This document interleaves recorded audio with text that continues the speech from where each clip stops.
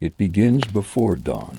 The village is still wrapped in sleep, that deep, gentle silence that comes just before the first light. The roofs are silver with frost, and the river near the forge murmurs under a thin skin of ice. From a distance, the blacksmith house looks like nothing more than a dark outline against the slow brightening sky, a small stone building with smoke-stained walls, and a wooden door swollen with age. But inside, the air already trembles with faint warmth. Eldrick wakes before the sun, as he always has. For 40 years, he has greeted the day not with words, but with the smell of soot and the ache of iron in his arms. He sits up on his straw mattress, the sound of his bones cracking softly in the stillness. Outside, the faintest light leaks through the cracks in the shutters. He listens to the faint whisper of wind, the sleepy rustle of the river reeds, and the slow creak of the timbers above his head. The world is quiet, but it is not empty. It is waiting. He pulls on his wool tunic, thick and rough, and ties it with a leather belt darkened by years of sweat and ash. His boots are stiff, still white with frost around the seams. When he stands, the room creaks with him, the low wooden ceiling, the chair, even the old table with its scattered nails and tools. Every sound in the house feels familiar, like a voice he has heard all his life. On the wall hangs his hammer, its handle darkened from touch, its head dull and pitted, worn smooth at the edges by thousands of strikes. He runs a thumb across it, tracing the old scratches where sparks once danced. He does not speak to it, but his silence is its own kind of greeting. They have known each other too long to need words. Eldrick opens the door. The cold rushes in like a breath. Outside, the sky is pale, neither night nor morning yet. The fields beyond the forge are still dark, the trees black silhouettes against a horizon just beginning to glow. A faint mist curls along the ground, moving like slow smoke. He steps out, breath steaming. The world smells of iron and damp earth, of frost and river water. Somewhere far away, a single rooster calls. Its echo drifts through the valley, then fades into silence again. The forge itself sits just beside his house, a squat building of stone with a slanted roof of thatch patched too many times to count. Even in shadow, that looks solid, eternal, as if it has been waiting for him through the night. He opens the wooden door. The hinges groan softly. Inside, the air is colder still, the kind of cold that bites through fabric and finds the bones. Everything is black, the anvil, the tools, the walls. Only a faint trace of yesterday's fire remains, a ghost of warmth deep within the ashes.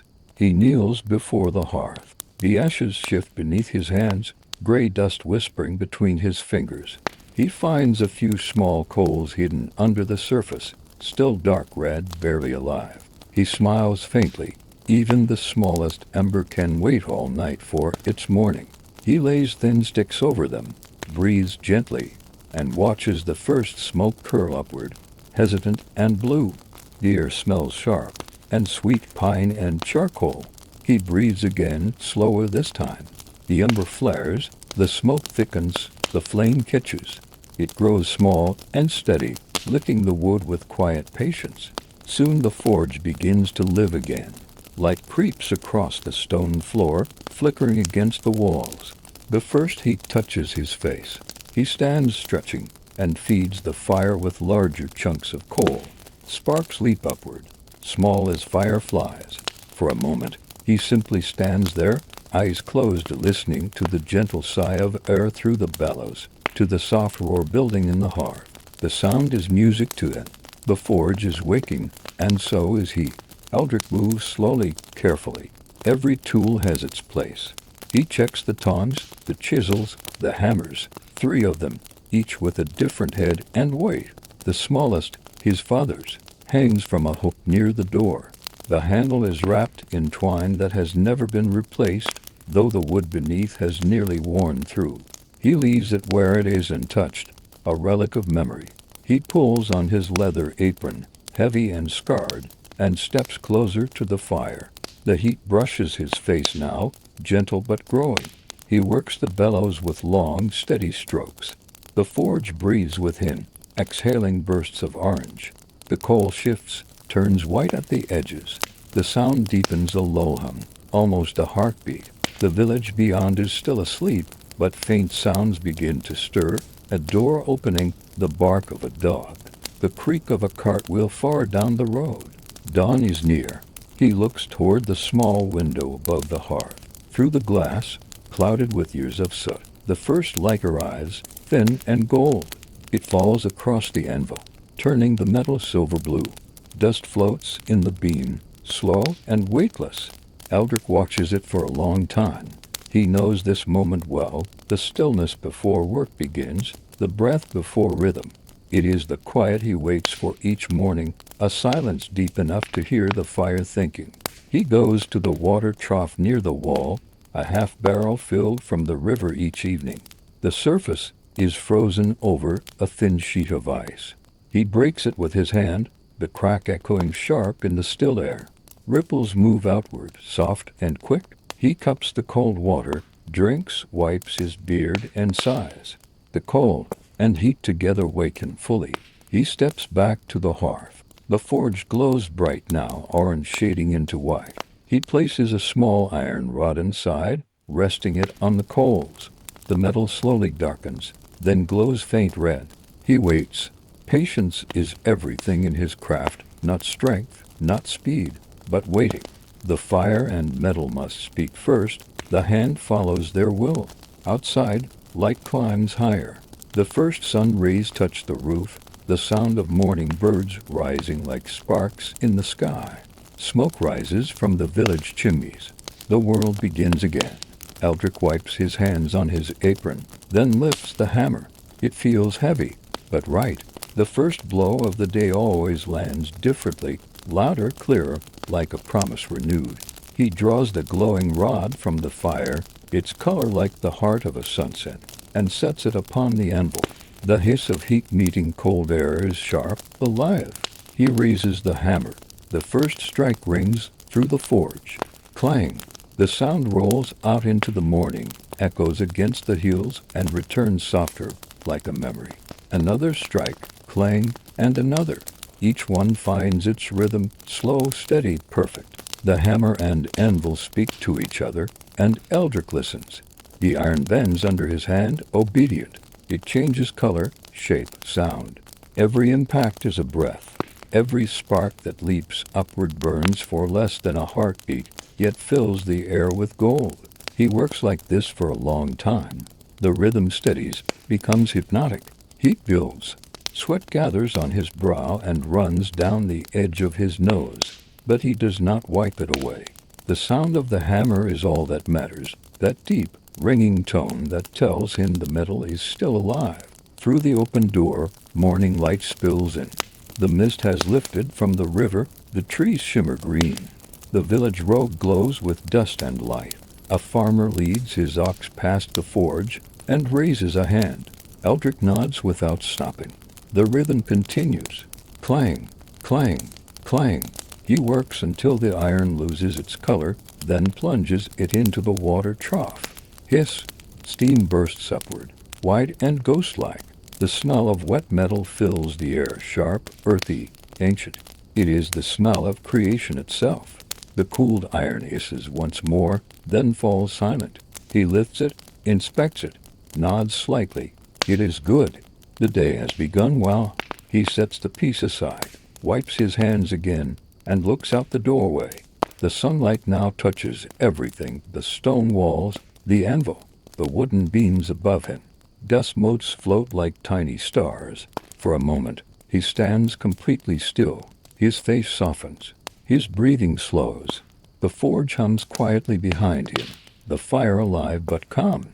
The world outside is waking, children's laughter, dogs barking, wheels turning, the church bell ringing somewhere distant.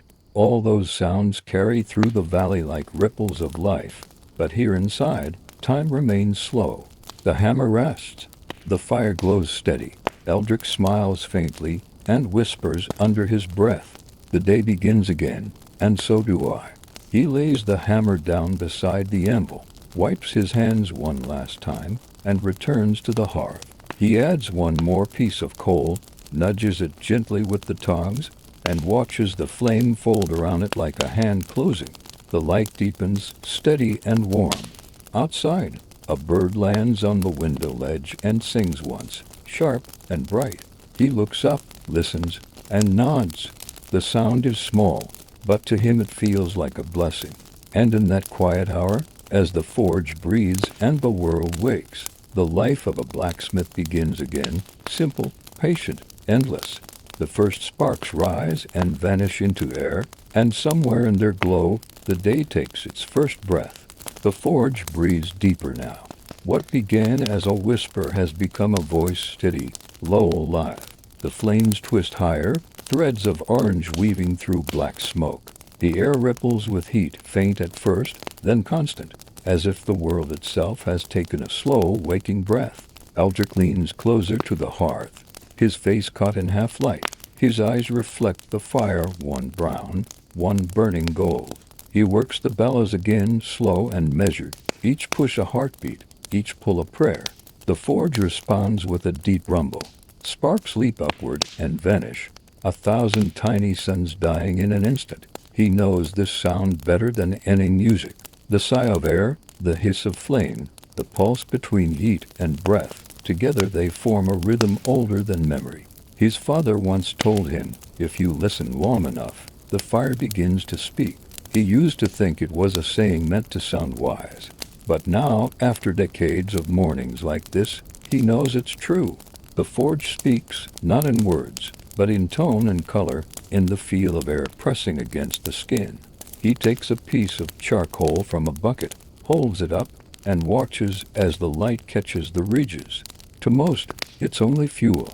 To him, it's time itself, compressed wood, compressed years, something once alive now returning its breath to the world. He lays it on the coals gently, the way a priest might place bread upon an altar. The flame accepts it with a small roar, curling upward in thanks. Eldrick moves through the workshop like someone walking through memory. Every surface is worn smooth by habit. The wooden bench, the handle of the hammer, the floor where his boots have stood in the same spot 1,000 mornings. His movements are slow, deliberate. Nothing here is hurried. Nothing here is wasted. On the wall hangs a rack of tools, tongs, hammers, chisels, files. Some he forged himself. Others were his father's, older than the forge itself. Their handles are dark with oil and time. The edges of each tool gleam faintly in the firelight, as if still remembering every spark they've ever struck. He picks up a long-handled hammer, not his heaviest, but the one that fits his hand best. Its head is marked with small nicks, each one a memory of a strike that mattered. He runs his thumb across them, counting softly without thinking. He doesn't need to. His hand knows every imperfection, like the lines on his palm. The sound of the river outside mingles with the rising song of the fire. Together, they fill the air, one liquid, one flame, one endless. The world beyond the forge begins to stir, faint voices, footsteps, the distant bleating of goats. But here inside, time stays thick and still. The forge is its own universe, ruled by heat and patience. He goes to the shelves along the back wall, a collection of metal rods, sheets, and scrap. Each piece has potential, though not all will find its use. He selects a bar of iron, dull gray, cool to the touch. It's heavy and remarkable, but Eldrick knows, given time, it will sing. He places it in the fire. At first, nothing happens. The iron remains dark, lifeless. He adjusts the bellows, feeds the coals, waits. Slowly, color begins to bloom along its surface. First a deep brown, then dull red, then orange. The metal's skin shimmers, breathes. Soon, it glows not with violence, but with purpose. Eldrick smiles faintly. The first glow of the day always brings the same feeling, quiet wonder, like seeing the sun rise inside a stone. He draws a deep breath. The smell of heat fills his lungs, dry, sharp, and oddly sweet. Sweat begins to gather on his brow, though outside, the frost still clings to the fields. The contrast, cold world, warm forge, feels right. He was made for this balance. On the table nearby rests a small wooden cup. Inside, Water from the well glints faintly. He lifts it, takes a sip, and pours a few drops into the fire. The steam rises instantly, swirling like pale ghosts before vanishing into the roof beams. The sound, a short, soft hiss, is strangely comforting. He sets the cup down and takes up his tongs. With slow precision, he pulls the iron from the coals and lays it upon the anvil. The metal glows like molten honey. Tiny flecks of ash cling to its surface. He grips the hammer in his other hand. The first strike lands. Clang! The sound rolls through the workshop, pure and strong. Clang! Another. Clang! Rhythm. Breath. Pulse. The iron bends slightly under the blows, a little more each time. Sparks burst upward, lighting his face for the briefest of moments. They burn out midair, falling like orange snow. His shadow stretches and contracts against the far wall, alive with movement. He works steadily. Each strike lands true. Each echo folds into the next. The rhythm is simple, ancient. 3 beats, pause, 3 more. His breathing matches it. His heart does too. He's not thinking now. Thought would only slow the hand. The work leads itself. The hand remembers more than the mind. Minutes pass. The metal cools, loses color. He returns it to the fire, feeds it more air, waits again.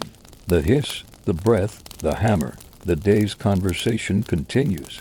Through the open door, sunlight begins to slide across the floor, tracing slow golden shapes on the stone. The light moves toward him, warming the edge of the anvil, catching the rim of the water trough. Everything begins to glow, the air, the dust, even the smoke seems softer, more forgiving. Eldrick pauses for a moment, wiping his brow with the back of his hand. He looks around, at the tools hanging neatly, at the hammer resting for a breath, at the fire breathing in and out. He sees beauty not in what he makes, but in what endures. The forge has been here longer than he has. It will likely remain when he's gone. The thought does not sadden him. It feels peaceful. He lifts the iron again. The color is perfect now, not too hot, not too cold. The moment of readiness lasts only a few heartbeats, and he catches it. Hammer meets metal, and the sound rings pure and alive. This is the fire's language, and he speaks it fluently. He works until the piece takes shape, a curved tool, a blade for the plow. Simple work, honest work. When he quenches it in water, the hiss fills the forge again, rising high before fading into quiet. He watches the steam curl upward, and thinks how every day begins and ends the same way. Smoke, breath, silence. A small smile crosses his face. He mutters softly, as though to himself. Fire awakens, and so do I. He places the finished piece aside. Outside the door, sunlight has reached the riverbank. The frost is melting. Water glitters between reeds. The sound of the village grows stronger, the bleating of goats, a cart rolling over stones, children shouting faintly from somewhere uphill. The day has truly begun. But inside the forge, time still belongs to the fire. Eldrick adds another shovel of coal, adjusts the bellows, and watches as the orange glow deepens again. The forge hums, not loudly, not fiercely, but content. He sits on the small stool by the wall, watching the flame sway. His hands rest on his knees. The smell of smoke and iron clings to him, but he doesn't mind. It is the perfume of his life. For a long while, he does nothing, just watches. The fire moves with its own grace, slow and rhythmic. The shadows on the walls shift with it, a dance without music. The air feels heavy, sacred, filled with invisible time. He thinks of all the mornings he's lived through, the days of rain and frost, of laughter and war. All of them began the same, a breath, a spark, a sound. He wonders if the first blacksmith in the world felt the same when the fire first answered him. Maybe that's what it means to be human, to build warmth out of cold, light out of dark, shape out of nothing, to fight silence with rhythm, to find purpose in the endless repetition. He looks toward the doorway once more. Outside, a farmer waves as he pauses with a cart of hay. Eldrick lifts a hand in return. The man shouts something cheerful, but the words are lost in the roar of the bellows. The old blacksmith smiles anyway. He stands, takes up the tongs again, and feeds the fire another piece of metal. The flames rise obediently, eager for the next task. The day stretches ahead, long, patient, endless. The forge hums its eternal song, and within its glow, Aldrich continues his quiet ritual, shaping the morning with iron and breath. Outside, the light grows stronger. Inside, the fire burns steady. The forge has awakened, and with it, the man who listens to flame. By the time the sun has climbed above the treetops, the forge has settled into its rhythm, the same rhythm it has kept for decades, perhaps centuries. Outside, the frost has vanished from the grass. Dew glistens like small glass beads, and the river murmurs softly, its surface touched by gold. Inside, the heat has reached its quiet fullness. The air moves differently now. It feels thick, not stifling, but alive, humming faintly with the vibration of work. Every sound seems sharper. The low growl of the fire, the creak of the bellows, the slow breathing of iron as it changes from dark to red, from red to yellow. This is the moment Eldrick loves most, when fire, air, and metal all seem to share the same pulse. He takes the next bar of iron, heavier than the first. It catches the light like dull stone, and remarkable in its coldness. He turns it in his hand, judging weight, thickness, possibility. He can tell from touch alone what it wants to become. Not a sword. That work belongs to younger men, faster hands. Not a bell, the alloy is wrong. Perhaps a hinge or a gate clasp or part of a wheel. It doesn't matter. Every piece, no matter how humble, deserves its shape. He lays it in the heart of the fire. The metal begins to darken, then blush, then glow. He waits, one hand resting on the handle of the bellows, the other on his knee. Patience, always patience. The fire cannot be hurried, only guided. The forge hums as he works the bellows. Each push feeds air into the coals. Each pull draws a breath back out. The flame brightens, folds inward, then flares again, a living thing breathing within.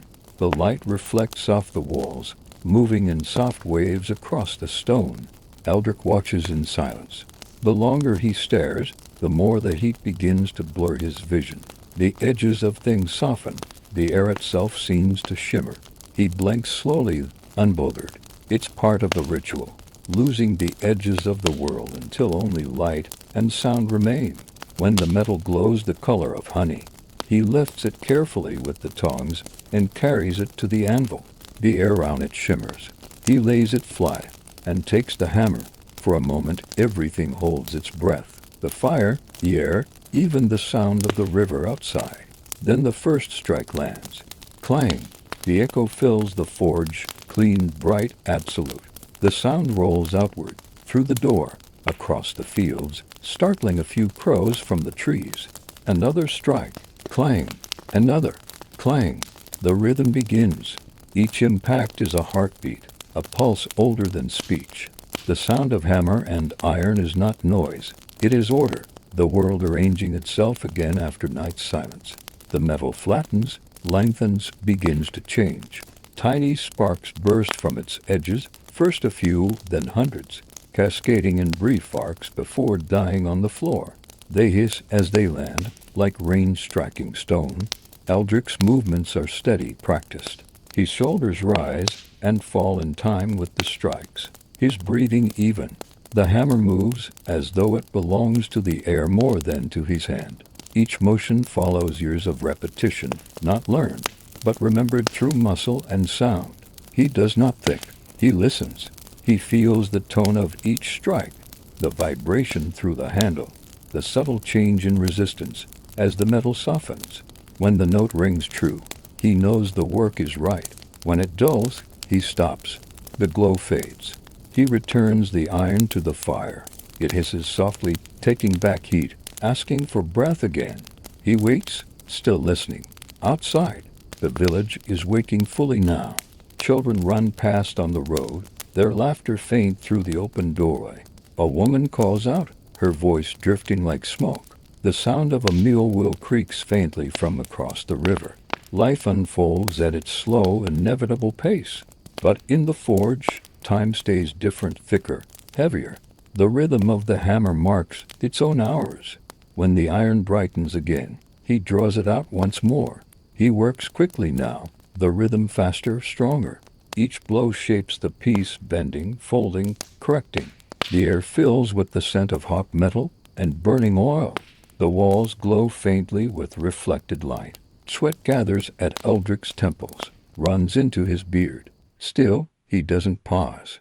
This flow is sacred. The hammer rises and falls, and with each motion, a part of him dissolves into the rhythm. He no longer feels the separation between hand and tool. There is no man and iron. There is only movement, the quiet merging of force and will. Clang, clang, clang, then silence. He stops. The air trembles with heat. The metal, now shaped and breathing faintly, lies across the anvil like a creature caught between sleep and wakefulness. He stares at it, not proud, not detached, simply aware. In every piece of iron he shapes, a little of his own time is captured, pressed between heat and patience. When the piece leaves his hands, it carries those hours within it, invisible, but real. He turns toward the door. The world outside shimmers. The light has grown stronger, pouring through the doorway like molten gold. Dust dances in it, slow and soundless. Beyond the fields, the church bell begins to ring once, twice, 3 times. Eldrick counts without meaning to. To most, it's only a call to prayer. To him, it's the measure of the day. He lowers the hammer and listens to the fading echo. His arm trembles slightly, not from fatigue, but from the echo of movement that hasn't yet left his muscles. He stretches his fingers. The joints pop softly. He breathes in through his nose, out through his mouth, slow and steady. The heat clings to him, but he doesn't resist it. It's part of him now. He turns back to the anvil, inspects the piece again, and nods. It's good, clean, honest. He quenches it in the water trough. Hiss. Steam rises, not violent, but soft. It wraps around his hands, his face, the air, until the forge becomes a small clouded world. When it clears, the metal lies dark and quiet, its color returned to earth. He sets it on the bench and marks it with a small engraving, nothing grand, only a line that tells him it was his. He doesn't sign his name. He never does. But every piece he makes carries his silence, his rhythm, his patience. He takes another bar of iron, then another. The day continues, strike, heat, quench, rest. The sequence repeats, endless and soothing. Every few moments, he glances toward the doorway. The light shifts slowly across the threshold, tracing the hours without hurry. Outside, shadows shorten inside. The forge remains the same color, steady orange, eternal. By midday, the floor is littered with flakes of scale, small black fragments that glitter faintly in the firelight. They crunch under his boots like dry leaves. The smell of iron fills everything, his clothes, his beard, his hair. He doesn't notice.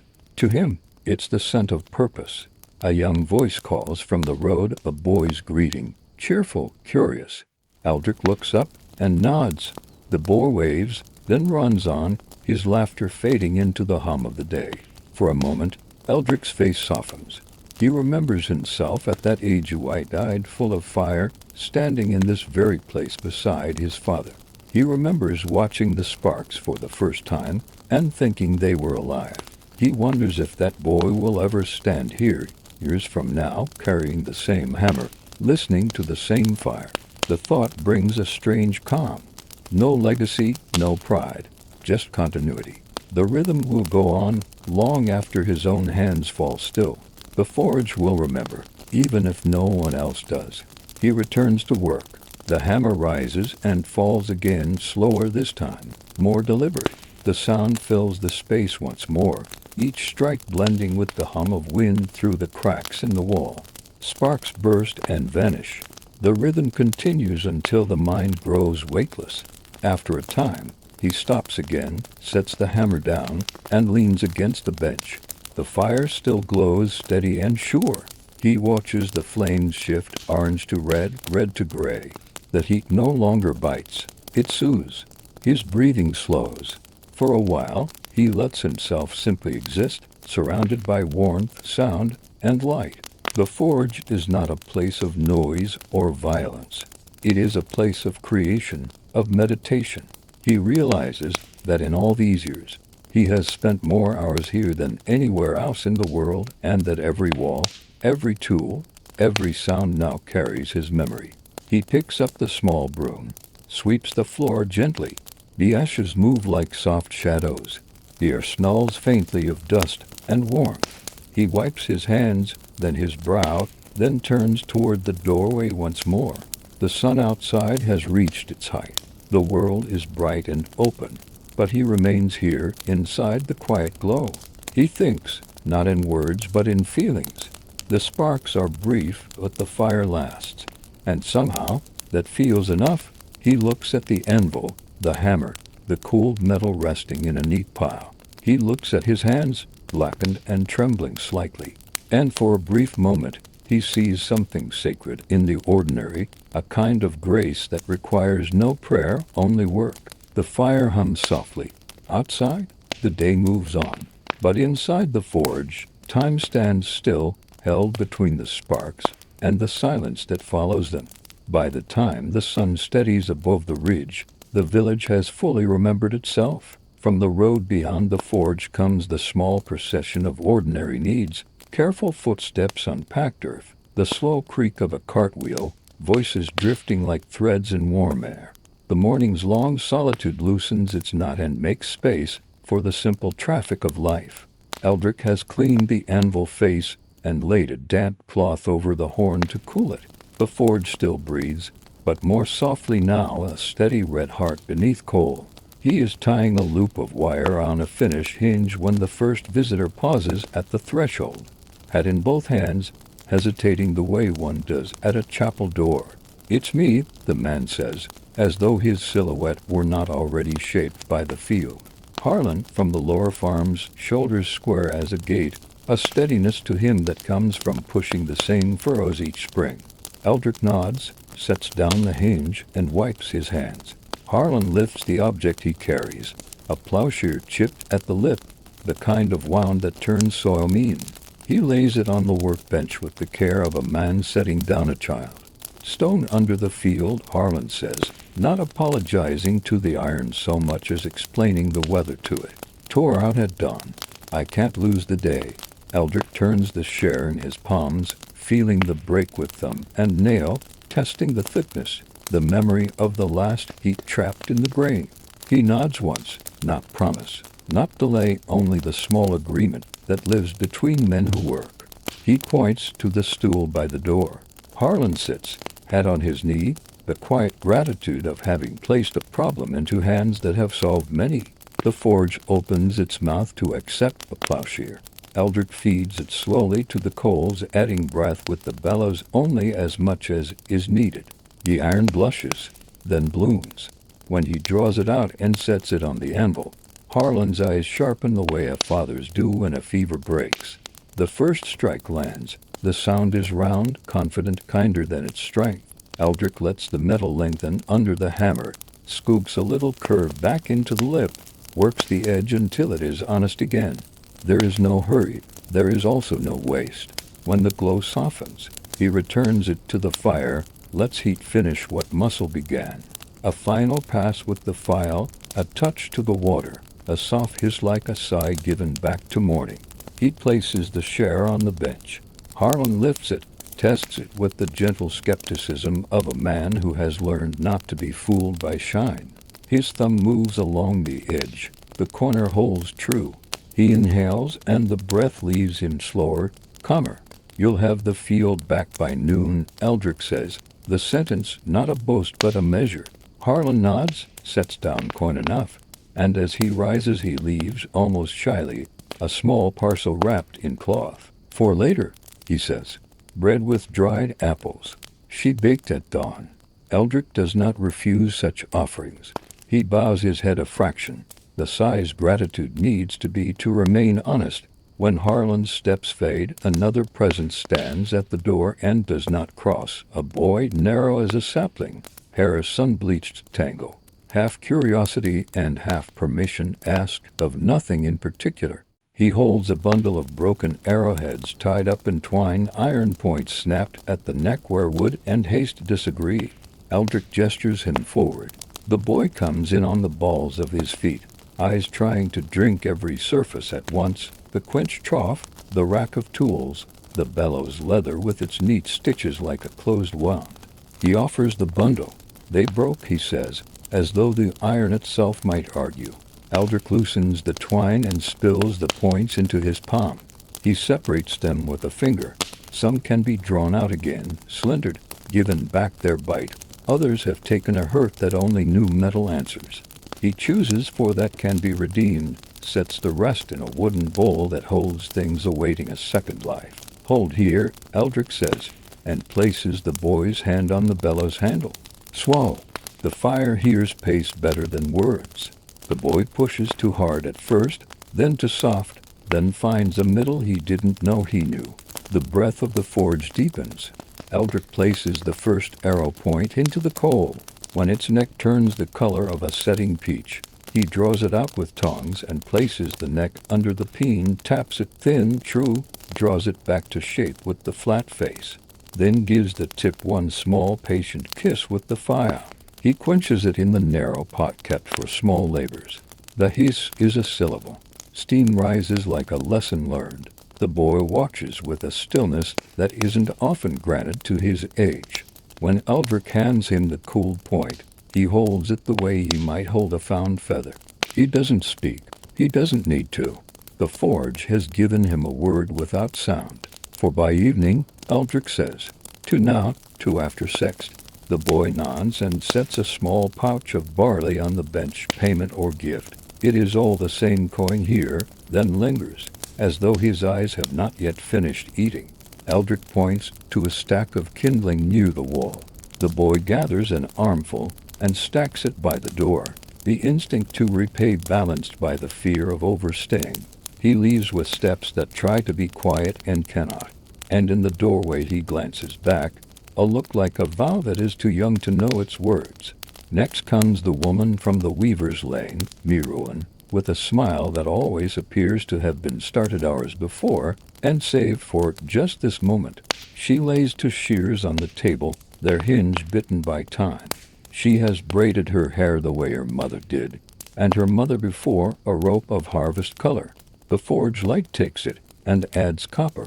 She says nothing at first, and in that silence the room finds a place for her. They bite cloth like old teeth, she says at last, setting the dull shears on the bench, the gesture both a confession and a request. Eldrick opens and closes the blades. The pivot is dry, a fine grit grown from a winter's work. He loosens the screw, cleans the shoulders with a rag dipped in oil, laps the meeting edge with a stone until the two faces remember they are a single line.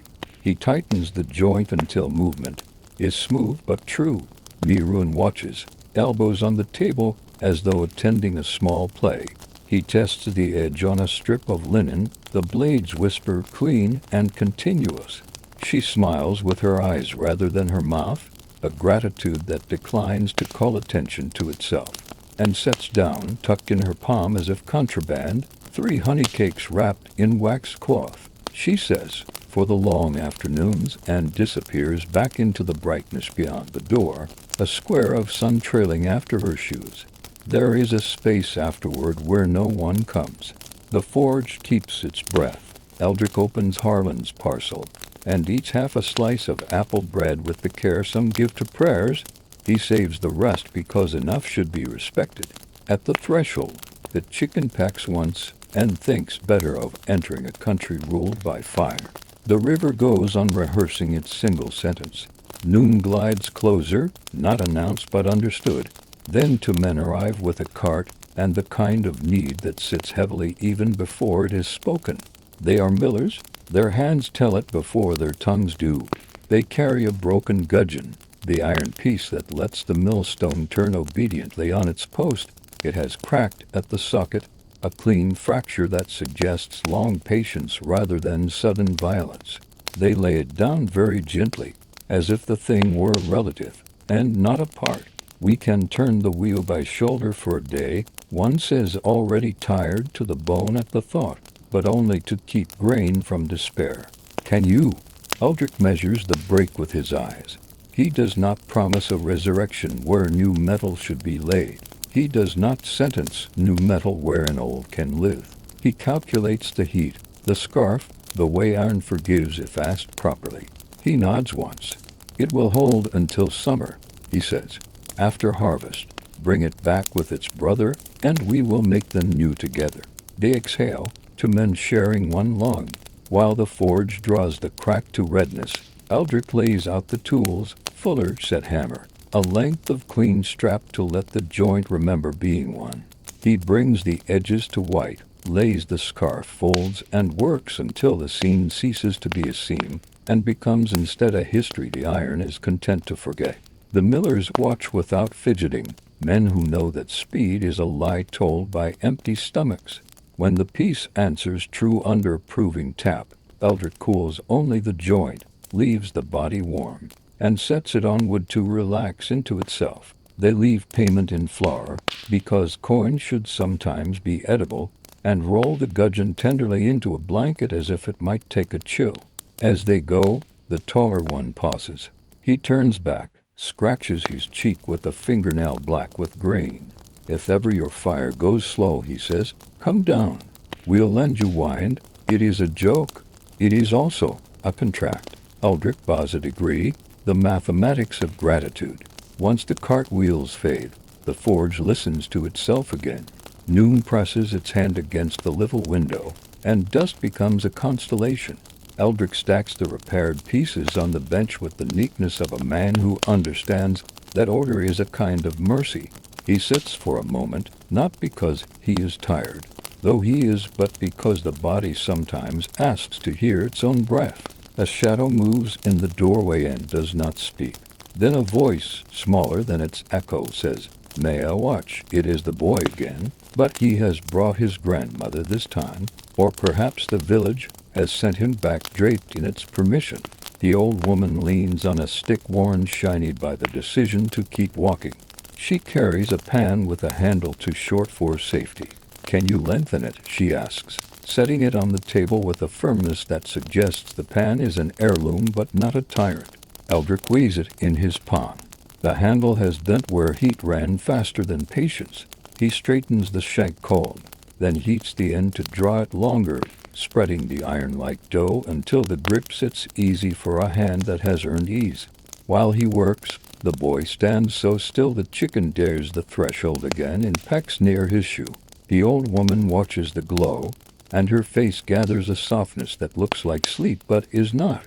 "My father mended for the soldiers when the road ran red," she says, gazing not at Eldrick but at the doorframe where the past sometimes stands to rest. He said the only honest metals are the ones that return to kitchen and field. She laughs, a small sound like a nail dropped on wood. "But he made a sword when he had to." She lifts the pan when Eldrick offers it, tests the balance in the air, nods. Payment is 2 eggs still warm from the nest, which she insists on placing in Eldrick's palm the way one places hopes where they may be kept. Afternoon leans into the doorway, bringing with it the smell of sun on thatch and the far clack of a loom keeping time for a house. Eldrick rakes the coals, feeds them, and sets into the fire the boy's remaining arrow points. He hands the bellows to the child again. This time the rhythm arrives sooner, a compromise between eagerness and obedience. They finish the pair while the old woman tells a story with no villains and no morals, only names of springs that have run dry and the one that did not. Between visitors, Eldrick clears the bench, sweeps the floor with the small broom, until the flakes of scale gather like a dark drift along the wall. He knocks the ash from the soles of his boots at the stone by the door and watches it fall, gray, then darker gray, the spent ancestors of spark and flame. Nothing is wasted here. Even ashes teach the lesson of light. In the lull that follows, a hunter arrives with a broken trap jaw, the spring torn where rust and hunger argued. Eldrick rejects the iron without offense and forges a new jaw from a strip. He has been saving for something that could not accept repair. He tempers it in oil, not water, because springs remember the way they are cooled and prefer kindness. The hunter thanks him with 3 strips of salted meat wrapped in cloth that has known travel. For when the day becomes longer than itself, he says, and leaves as he came, already listening for the forest. Then the afternoon draws itself thinner. A sheet the sun pulls slowly toward the west. The road quiets. A last visitor, Brother Aldwine from the chapel, steps in with a bell clapper worn oval by years of announcing both joy and grief. He lays it on the bench without ceremony, as one might set down a loaf that must be cut no matter who has died. She speaks with a wobble. He says with a sideways smile, as if apologizing for a hymn sung by an old aunt. Eldrick turns the clapper in his hand, cleans the surface where it kisses bronze, trues the shank, adds a breath of weight at the tip so the note will fall into itself without accident. When he returns it, Aldwine closes his eyes, as if trying it against an inner choir, and nods. He leaves to beeswax candles by the door because light should pay for light. And then it is quiet. The forge's breath slows to a cat's purr. Eldrick lays the tools back into their places. Tongs with tongs, hammers by weight, the feel's teeth brushed clean with oiled rag. On the bench the day's labors rest like a psalm written in iron. The plowshare renewed, shears sharpened, arrow points corrected. A pen made kinder to a hand, a spring taught to be merciful, a clapper tuned to ring truth. None of it grand, all of it necessary.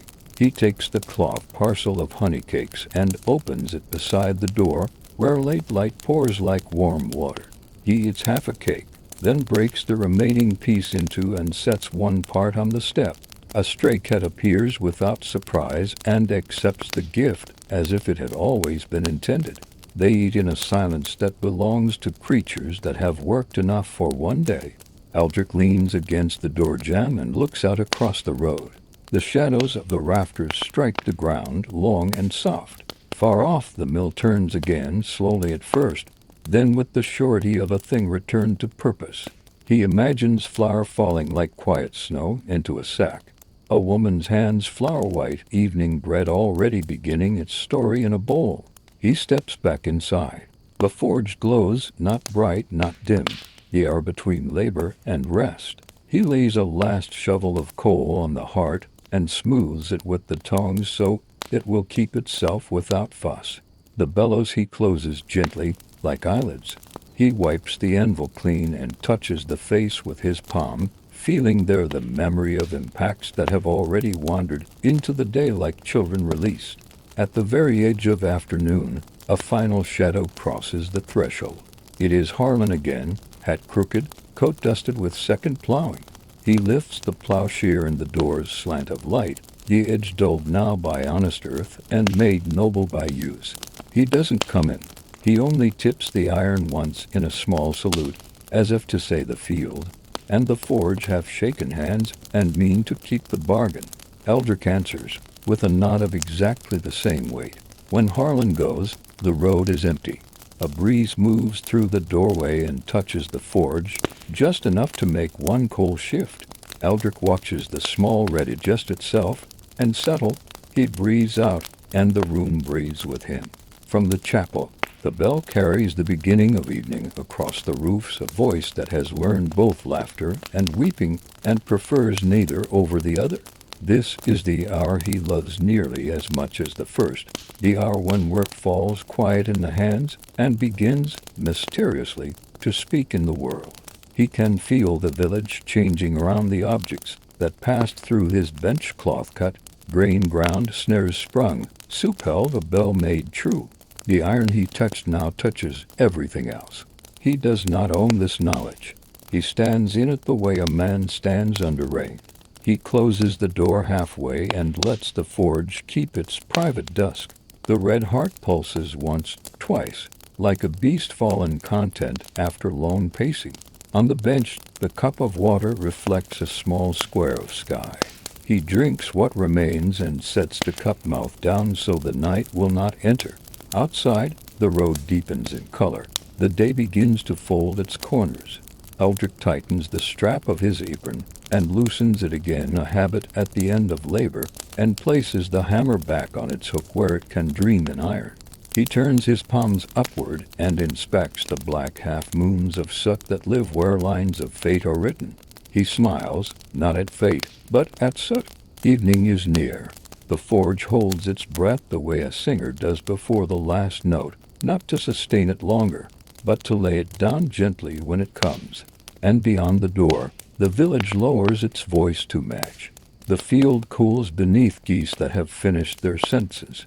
The river rehearses saplings into sleep. The first kitchen fire ticks, and a roof somewhere lets out a sigh that sounds like thanks. Aldrich lifts the damp cloth from the anvil horn and rings it once, water falling in a small chain to the stone. He hangs it on its peg. He runs his fingers over the face of the anvil the way a reader might pass a hand over a page already memorized. Then he stands in the doorway with nothing in his hands and allows the day to place itself gently into evening. Visitors have come and gone. Iron has learned and taught. The rhythm has widened to include voices and footsteps and bread. The forge is quieter, not because it is empty, but because it has been filled exactly as much as the day required. In that measured quiet, with the sun lowering and the hearth holding its own small star, Eldrick breathes once more and smiles to himself, the small, private smile of a man who knows that usefulness is a kind of prayer. He turns back toward the red heart to bank it for the night. Outside, the bell takes another breath and speaks again, lower now, rounder, summoning not work but rest. The hour obeys. Evening begins not with the absence of light, but with the deepening of color, a slow thickening of gold into amber, amber into rose, and rose into the kind of gray that remembers warmth but no longer keeps it. Inside the forge, the glow remains constant. Outside, the world folds itself into rest. Eldrick stands by the doorway, hands resting on the frame. The hammer lies on its hook, clean and cool. The anvil is still warm beneath a film of soot. The air hums with the aftertaste of labor, that faint metallic scent that lingers long after the last spark has died. He listens. The sound of the village softens, laughter over supper, a door closing, the gentle call of cattle finding their pens. All of it drifts upward, like smoke surrendering to sky. This is the hour of silence, but not the silence of sleep. It is the silence that follows completion, the stillness that allows what has been shaped to settle into itself. He removes his apron, folds it once, then again, and hangs it near the bench. The gesture is slow, deliberate, as though closing a book after a long chapter. He runs a cloth across his forearms, clearing the dust but not the scent. The smell of iron, oil, and fire clings to him, his invisible skin. He lights a small oil lamp on the corner of the bench. The flame flickers low, its light soft and golden, a tamer cousin of the forge's heat. Shadows bloom across the walls, long and quiet. He takes a seat on the stool, exhales, and lets his body remember stillness. The forge crackles faintly, the last coals shifting under their own slow breath. Each pop sounds like a whisper spoken in another room. Eldrick looks into the heart of it, not to check it, not to tend it, but simply to witness it. The flame has its own memory now. It does not need him. He feels the weight in his hands ease, the ache of hours turning into something gentler. The fingers twitch occasionally, as though still remembering the rhythm of the hammer. He flexes them and smiles faintly. The hands are tired, yes, but they are also content. He pours water into a small clay cup, lifts it, and drinks. The taste is plain and clean. The coolness spreads through his chest, meeting the day's stored heat halfway. He sets the cup down and rests his elbows on his knees, watching the steam rise faintly from the coals. In the dimness, the forge feels larger, deeper. The walls seem farther apart, the ceiling higher. The rhythm of the day slows to match his breath. Outside, the last of the sunlight slips away from the fields. The air grows cooler, the smell of hay and wood smoke weaving through the open door. A few stars begin to appear, faint pinpricks above the roof line. Eldrick's thoughts drift not to grand things, but to small ones. He wonders if Harlan's plow caught the first furrows clean, if Mirwin's shears found their song again in linen, if the old woman's pen now rests beside her fire, its handle long enough to keep her hands unburned. He wonders, and in the wondering there is peace. He remembers his father's words, "Iron keeps its maker's breath." At the time, he thought it poetry. Now, after so many years, he knows it to be truth. The iron does remember, not faces or names, but the rhythm of work, the patience of shaping. Every hinge, every blade, every nail carries some echo of the hands that made it. It's why he never signs his pieces. The signature is already inside the metal. A moth flutters near the lamp. Its wings cast tiny shadows that dance across the wall. He watches it move closer to the light, drawn by a warmth it cannot understand. When it brushes too near, the wind catches the flame for a heartbeat, and the creature drifts back into the dark. The motion is soft, inevitable, forgiven. Eldrick sighs. The day has emptied itself, yet still holds him full. He stands and opens the door wider. Cool air rolls in, carrying the scent of river water and wet earth. Somewhere far off, a dog barks twice, then quiets. The first bell of evening rings from the chapel's slow, low, a note that seems to settle into the bones of the village rather than echo above it. He closes his eyes. The vibration reaches him, gentle as touch. The bell's rhythm, steady and deliberate, feels almost like his own heartbeat. He steps outside for a moment, letting the last of the light wash over his face. The sky above is neither day nor night. The hour in between, where colors mix and time seems unsure of itself. He looks toward the river. Its surface reflects the fading glow of the forge, trembling slightly with the breeze. The reflection looks like fire sinking beneath water. He stands there until the chill begins to find his hands. Then he returns inside and pulls the door closed, leaving only a small gap for the fire's breath to escape. The interior glows dimly now, one lamp, one coal, one man. He sits again on the stool and rests his palms against the edge of the bench. The wood is smooth from years of use. It holds the story of every tool that has rested there, every repair, every moment of waiting. He whispers, though no one is there to hear. The fire has eaten its fill. The hands have done their part. The words sound strange in the quiet, like stones dropped into still water. He thinks of the first day he ever struck iron, the way his heart had raced, the fear that he might break what he meant to make. His father's voice behind him, steady and kind. You don't command the metal. You listen to it. He smiles faintly, remembering how long it took to understand. Now, decades later, he realizes the same lesson applies to everything, to people, to silence, to time itself. He reaches for a small piece of metal on the bench, a scrap from the day's work, thin and curved. It has no purpose. He runs his thumb along its edge, feeling how smooth it has become under the fire. It catches a little light and shines briefly, like memory.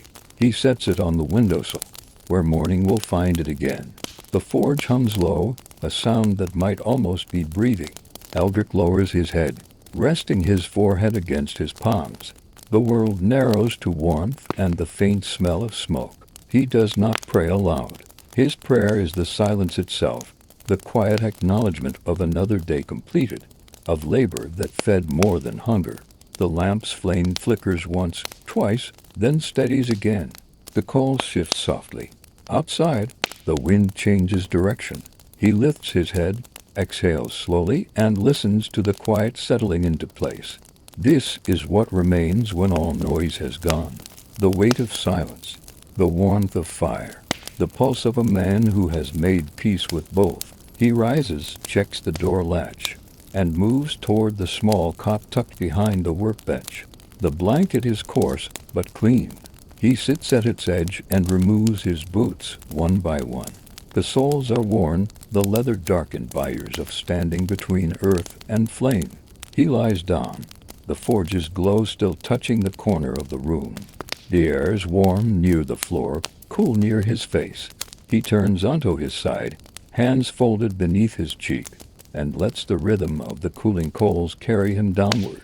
Outside, the last bell fades into the night. Inside, the forge sleeps with him, a red heart under ash waiting for breath at dawn. Night arrives without ceremony, the kind of arrival that feels more like exhalation than change. The forge, once a heartbeat of flame and motion, now lies quiet, a sleeping animal of stone and ash. Outside, the moon rises over the ridge, silver and soft, its light spilling down the road like a pale river. Inside, the glow from the coals has dimmed to a deep ember red pulsing faintly beneath a skin of ash. Eldrick moves carefully, as if not to disturb the fire's dream. He opens the shuttered window above the bench. Cool air drifts in, carrying the faint scent of damp earth and wood smoke. The moonlight enters behind it, thin, bluish, wholly in its restraint. He stands for a moment, letting his eyes adjust to the softer light. Without the forge's golden breath, the world has become a place of grays, every object gentle, every shadow rounded. The anvil gleams faintly, no longer fierce but thoughtful. The walls, blackened by years of smoke, absorb the moonlight like an old memory. Eldrick breathes slowly, his chest rising and falling in time with the world outside. This hour belongs to no one. It is neither work nor rest, a kind of intermission between effort and sleep. He takes a small stool and sets it by the open window. The night hums faintly with the sounds of distant life, frogs near the riverbank, the soft creak of timbers cooling, the sigh of the forest as it shifts under the moon. Somewhere an owl calls once, and waits for its echo. He looks down at his hands, the way he always does at this hour. The lines are deeper now, the skin coarse from heat and time. But beneath the soot and scars, he can still see the same hands that once trembled when they first lifted a hammer. He flexes the fingers slowly, as if to remind them they still belong to him. The lamp flickers beside him, almost transparent in the moonlight. He turns the wick lower until the two lights, fire and moon, blend into one soft rhythm. On the bench, tools glimmer faintly. The hammers rest where they always have, their faces turned upward like sleeping faces. The tongs lie crossed, the bellows folded neatly. Each has its place, each knows its rest. Eldrick reaches for a small knife handle he had been carving in the quiet evenings. The piece is half finished, ashwood smooth and curved, its grain pale as sand. He turns it in his hand, letting his thumb trace the groove where the blade will fit. The gesture is simple, meditative. He is not shaping it now, only feeling it become itself. The night deepens. The sounds outside thin into silence. The air cools enough for breath to mist faintly near the window. He feels the ache in his shoulders ease. The stillness carries weight, but not the kind that burdens, rather the kind that fills space with meaning. He leans forward, resting his elbows on his knees, eyes half closed. The forge, though quiet, still breathes faintly, each pulse of ember a reminder that life never truly stops, only changes tempo. He thinks of his father again, the old man's hands steady even in their last days, shaping a hinge while speaking softly about patience. Iron listens to fire, he had said, but it listens better at night. Eldrick had not understood then. He does now. The fire of day obeys, the fire of night remembers. He rises, takes the poker, and stirs the coals once. The red beneath the ash brightens, glows for a moment, then settles again. He adds a small piece of wood, not to wake the flame, but to keep it draining. The scent of smoke returns, soft and sweet, like the memory of labor. He sits again and lets his thoughts wander. He wonders where the river begins, not in the hills, but in the first drop of rain, in the first cloud that knew how to let go. He wonders how many fires like his burn across the land tonight, other men at their forges, other hearts glowing in quiet rooms. He imagines the sound of all their hammers, rising and falling in the memory of day, like distant thunder rolling through centuries. He thinks of the boy who watched him earlier, the wide eyes, the trembling hands on the bellows. Perhaps that boy will stand here one day long after Eldrick's own breath has joined the wind. Perhaps the same tools will hang in the same places. Perhaps he too will open the window to let in the night, and wonder who came before him. The thought brings neither sadness nor pride. It simply is continuity, the gentlest kind of immortality. The moon shifts higher, pale, and deliberate. Its light catches the iron pieces on the bench, plowshares, hinges, tools, turning them silver for a moment. He watches, as if seeing them anew. In the day, they are work. At night, they are relics, offerings from one hand to another, quiet proof that labor and beauty are not enemies. He whispers softly, all fire cools to memory. The words vanish into the air, but something in the forge seems to answer, a faint crackle, a slow exhale. He closes his eyes. The world becomes a tapestry of sounds, the slow pop of wood, the murmur of the river, the heartbeat of his own chest. He drifts between waking and sleep, caught in that still moment where time bends, and the soul begins to listen inward. In that half-dream, he stands not in his forge but in another, younger, brighter, filled with the laughter of apprentices. His father works beside him, shaping the same piece of iron that now rests, cooled and quiet, in his present-day hands. The boy himself watches in awe as sparks leap like stars. His father smiles without words, the way a teacher does when the lesson has already been learned. Then the image fades, the sound of the hammer turning into the wind through trees. Eldrick opens his eyes. The forge is dim again. The moonlight has shifted. It now rests on the wall where the tools hang. Each shadow looks like a figure, men of iron and smoke standing silent watch. He nods to them as though to companions, then looks toward the door. Outside, the village sleeps. The road is empty, the roof pale beneath moonlight. Far off a lone candle glows in some window. Perhaps a mother watching over a sick child. Perhaps a man mending a net. The flame trembles, but does not die. He returns to his stool and draws his cloak tighter around his shoulders. The chill seeps into his bones, but he does not move to close the window. The air feels alive, necessary. He listens to it, the silence that is not empty but full of things unseen, the breath of the world, the small turning of time. He thinks, there are forges that shape iron, and there are forges that shape men. Both burn, both heal, both fade. The lamp flickers once more. The coals answer faintly.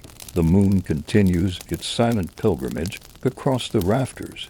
Eldrick leans back, eyes half shut, letting the rhythm of the night carry him. And in that moment, between waking and dreaming, the world feels perfectly forged. Iron and air, silence and fire, man and time. The night holds him. The forge breathes. The moon listens. And all three together wait for dawn. Dawn creeps back the way all light does in old villages, slowly, politely, without asking permission. The first hint of gray stretches along the line of the river, soft as smoke rising from unseen water.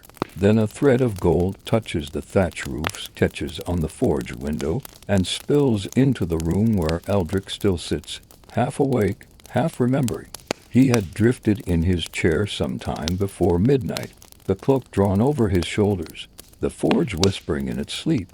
Now, as the world breathes again, the air inside carries the faintest echo of warmth, the kind that belongs to things that once burned and have not forgotten. Eldrick stirs. His joints protest softly, a chorus of small, honest aches. He straightens his back, rubs his eyes, and for a moment simply watches the dust turn to gold in the rising light. Outside, the first rooster calls, distant, uncertain, then another answers from farther down the valley, until the sound becomes a quiet conversation between farms. He stands, crosses to the door, and opens it wide. The morning greets him with a chill that feels both sharp and kind. Mist drapes the riverbank, slow and white. The fields glimmer with dew, each blade of grass holding a fragment of sun. He breathes deeply, the air tasting of iron and cold earth. His lungs fill with it, and the day begins again.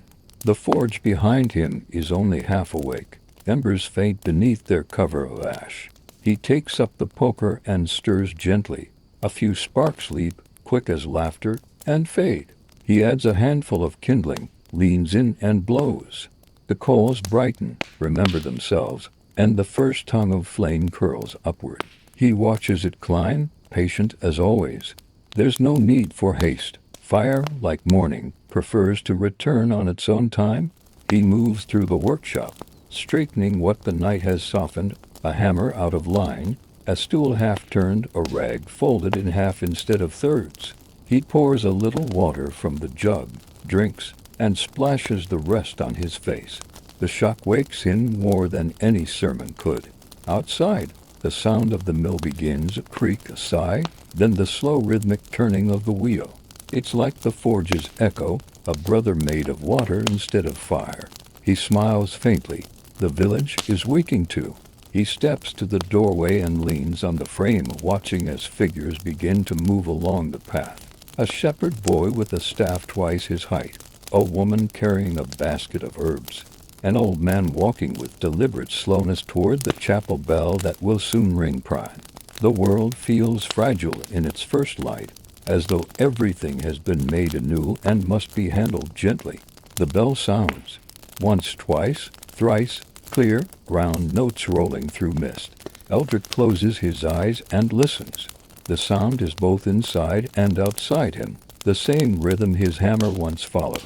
It marks not the start of work, but the renewal of it. As natural as breath, he returns to the anvil and rests his hand on its cool face. The iron is cold but not dead. He can feel yesterday's heat sleeping inside it, waiting for touch. He smiles. We begin again, he murmurs. The morning becomes color. The mist thins. The river brightens. The smoke from his chimney rises in a clean white column that catches the sun like a banner. Soon there will be footsteps on the road again, farmers, hunters, children with repairs and curiosities. The day will fill itself just as it always has. But for now there is only this quiet moment between silence and sound, the moment when a life made of repetition becomes something holy. Eldrick knows it well. He closes his eyes once more, listens to the forge breathe, and lets the new light rest upon his face. The light grows taller, stronger, sharper. By mid-morning, the forge has regained its full breath. The flames no longer whisper, they sing. The heat presses close, not cruelly but with the confidence of something that knows its own necessity. Eldrick moves slower now. The body obeys, but with thought between each motion. The ears have begun to measure themselves in the space between hammer strikes. He feels it not as loss, but as the steady deepening of time. The road outside shimmers. The sun glances off the river, laying coins of light upon the wall. The air trembles faintly. Flies drift in lazy spirals through the doorway, caught between warmth and shadow. He has begun a new task, mending a gate latch for the miller's wife. Simple work, but honest.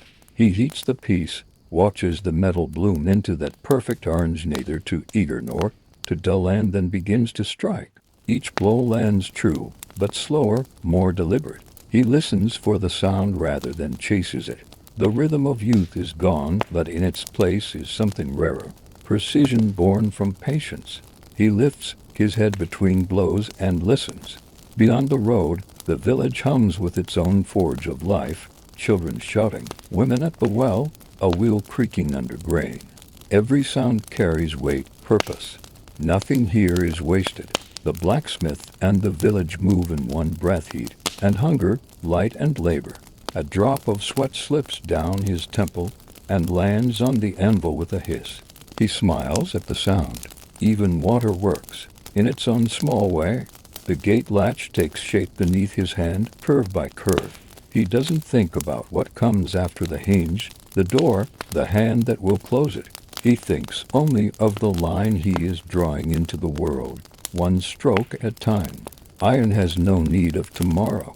It asks only for this moment, this breath, this weight. When he quenches it, the hiss rises sharp and quick, and the steam climbs to the ceiling like prayer. He wipes his brow and rests both hands on the anvil, feeling the cold iron beneath his palms. Outside, the light has turned harsh. The shadows have shrunk to slivers under the eaves. He hears the lone murmur of bees in the garden, the sound of summer building itself. The world glows alive and overripe. He steps outside for air. The sun hits his face like a benediction and a warning. His eyes narrow against it, but he does not retreat. The heat of the forge and the heat of the sky feel like in the same language spoken at different volumes. He stands for a while, hands on hips, breathing the smell of grass and smoke. The road stretches pale and empty, shimmering at its edges. From somewhere down the valley comes the echo of laughter, bright, young, effortless. He lets it pass through him like wind. When he returns to the forge, he sets down his hammer and sits on the stool by the wall. He unwraps the small cloth of bread left from morning. The crust has gone hard, but the inside is sweet. He eats slowly, as though each bite were meant to last a day. The cat from the night before slips in again, silent as ash. It curls near the cool stones by the door. He drops a crumb, which disappears without ceremony. They share the silence. He leans his head back against the wall, eyes closed. The hum of the forge has softened into a steady murmur. The air is dense with warmth, but the kind that holds rather than hurts. He feels his pulse slow, steady. For a moment, he drifts between waking and rest, the body still, the mind far away. He dreams not of fire or metal, but of the river, cold water running over stone, shaping without striking, working without sound. When he opens his eyes, he realizes he has been thinking of nothing, and that this too is a kind of work. He stands, stretches his arms, and returns to the bench. Another piece waits, a chisel for the carpenter, blunt at the edge. He heats it, hammers it thin, and sharpens it against the wet stone until it sings a fine, soft whisper of metal meeting stone. The sound comforts him. It reminds him that all things return to purpose when given patience. The door creaks open behind him. Miruan, the weaver, steps inside again, her face flushed from the walk, a small tear in her apron. She carries a spindle wrapped in half-spun flax. "You have the touch," she says, smiling. "I can't coax it straight today. The threads fight me." He nods and gestures to the stool. She sits, watching him as he adjusts the fire. The light glints against her hair. He warms a thin needle of iron, smooths its point, and sharpens it until it gleams. He hands it to her, and she tests it on the cloth. The thread glides through. Her smile softens. "There. That's better. I'll finish by sundown."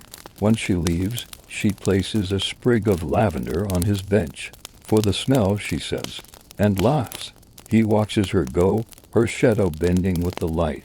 The lavender rests by the anvil, out of place among iron and soot.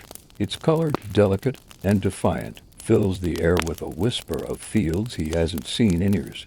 He stands still for a long moment, breathing it in. The scent mingles with smoke, and for a heartbeat the forge feels less like a workshop and more like a sanctuary. The hours pass quietly. The sun reaches its highest point, and even the air seems to slow. The heat presses down on the roof, the rafters creak. Eldrick wipes his face again and again, the cloth damp and blackened. At last, he draws the fire back, rakes the coals into a shallow bed, and lets them rest. The forge exhales, tired but content. He steps outside again. The light is blinding, the air heavy with the smell of hay and earth. He walks a few steps toward the river, sits on the low wall that separates road from field, and lets his legs hang over. The breeze comes slow and dry. The sound of water is distant but steady. He watches the insects dance above the reeds, tiny sparks of gold against the green. For a while, he thinks of nothing. The day has done what it was meant to do. It has carried him, tested him, held him in its rhythm. There is no lesson, no revelation, only the comfort of repetition, the quiet truth that each day remakes itself from the same clay. He looks back toward the forge.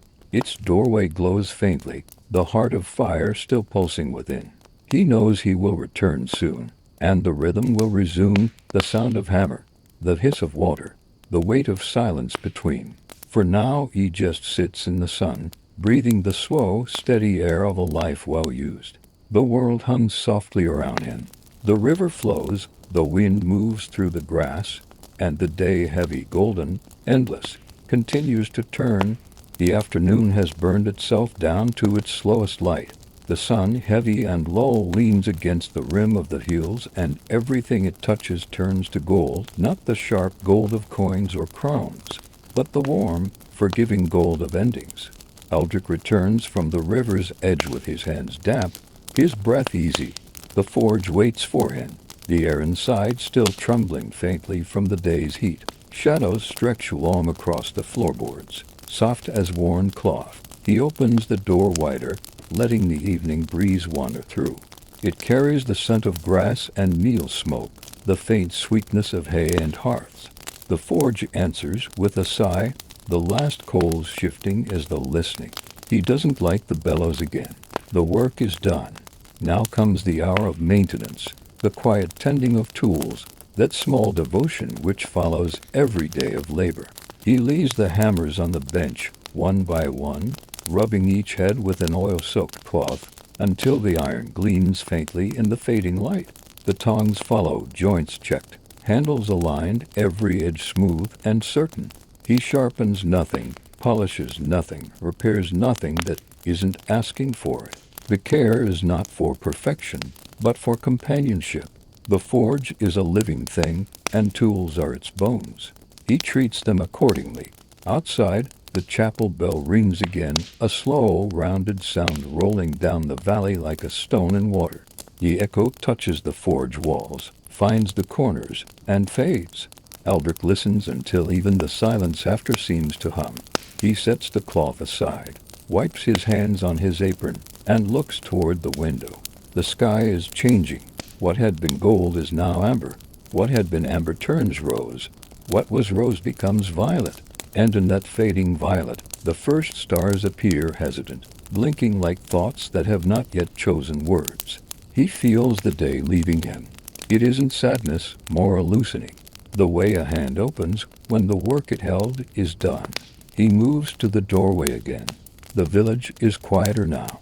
Children's voices are gone, replaced by the muted talk of adults behind shuttered windows. Smoke climbs straight from the chimneys, a sign the wind has gentled. A cart passes, its wheels whispering over dust. Somewhere a dog barks once, then twice, then gives up on its duty. All the noises of living have learned to whisper. Eldrick steps outside and sits on the low stone step, arms resting on his knees. The forge behind him glows softly, its light spilling out onto the road like liquid amber. Insects gather at the edge of that light, orbiting it like lost planets. He watches them, smiling faintly. The day has taken its toll, but left its blessing. His shoulders ache, his hands drop, and yet there's peace in the ache, the kind that says, "You've done enough." He reaches into his pocket and finds the sprig of lavender that Nirwan left. It's half crushed now, but its scent still lingers, faint, clean, almost sweet. He twirls it between his fingers, thinking of her laughter, the way it broke the forge's silence for a heartbeat. He sets it on the step beside him and looks to the horizon. The sky deepens to indigo. The sun disappears entirely, and for a brief moment the world is perfectly balanced, neither day nor night, only the slow turning between them. A light wind comes down from the hills, cool and dry. It touches his face and slides past into the open door, stirring the last embers. The coals respond with a flicker, one brief red pulse before dimming again. Eldrick rises. Inside, the air has cooled enough that he can touch the anvil barehanded. It is smooth, cool, and faintly damp with dew that's crept in through the door. He places his palm flat on its face, as though feeling for a pulse, and nods. Alive, still, even at rest alive. He moves to the wall and takes down the smallest hammer, the one his father had made for him when his hands were still too small for real weight. The handle has darkened with years of touch, but the head still shines where metal has kissed metal. He sets it on the bench beside tomorrow's work. A short rod, a half-shaped hook, a hinge waiting for its mate. The sight pleases him, not because it means more labor, but because it means continuity. There will be another dawn, another fire, another rhythm. He pours what remains of the day's water into a basin and washes his hands. The water turns gray, then still. He dries them on the edge of his apron and wipes the basin clean. Every motion unhurried, every gesture complete. From the chapel, another sound, not the bell this time, but a song. Voices in unison, faint but clear, rising with the twilight. The words are too distant to make out, but the tone carries perfectly, a mixture of longing and peace. Eldrick closes his eyes and listens, letting the sound thread through the forge, through his chest, through the hammer and anvil, and air itself. It belongs here, he thinks, the voice and the silence meeting halfway. He lights a single candle on the bench. Its flame dances low, pale against the dying coals. He sits beside it, watching the wick bow and straighten again. The world outside has gone blue. The village hum fades entirely, leaving only the forge's slow breathing and the murmur of the river. He hears it now more clearly than he has all day, the steady, endless sound of water moving over stone, carrying time with it. He thinks of his father's father, all the men who stood here before him. He imagines them, each in their own evening, each touching this same anvil, each thinking the same quiet thought. The work continues. He leans back in his chair, arms crossed loosely, head tilted toward the open window. Outside, the moon rises. Its light enters the forge, silvering everything it touches, the tools, the floor, his face. He smiles faintly, not at the moon itself, but at its persistence. The same moon that once looked down on his father's forge now shines upon his. It will outlast him too, patient as iron. He whispers, almost to himself, let it burn a little longer. He adds one more piece of wood to the coals. The fire stirs, glows faintly, not enough to work by, just enough to remember by. The light flickers over the walls, painting them with the soft pulse of living flame. The hammer catches it, the anvil returns it. It's as if the forge breathes once more, only to sigh. He stands, stretches, and looks around the room one last time. Nothing out of place, nothing unfinished, the kind of order that feels like grace. The candle burns low. He pinches it gently between thumb and forefinger, and darkness takes the room, not a blackness, but a warm shadow, full of memory. The forge, unseen, still glows faintly in the dark. He can feel it even without looking, like the heartbeat of a sleeping friend. Eldrick steps to the doorway and looks up at the night sky. Stars everywhere, the kind of stars that belong to men who have worked with fire. He takes a long breath. The air tastes of smoke and lavender and peace. The day is done. Tomorrow, the rhythm will begin again. But tonight, the world is perfectly still. Night thickens around the village like velvet, soft, weighty, absolute. The forge, though dark to any passerby, still holds its quiet pulse beneath the ash. The last red veins of heat wind through the coals like hidden stars. Eldrick sits at his bench for a long while, the world beyond reduced to sound, crickets stitching the air, the low hum of the river, the faint rustle of trees turning in their sleep. The candle is gone. The only light comes from the forge's heart, a dull, slow glow that feels almost human, breathing, remembering. He watches it fade, not with sadness, but with reverence. Fire, after all, is never truly gone. It leaves its warmth behind in iron, in wood, in the body that shaped it. He stands, joints stiff, and walks to the doorway. Outside, the night has swallowed everything. The road, the river, the hills, all folded into one endless darkness. Only the stars remain strewn across the sky like sparks from a hammer's blow.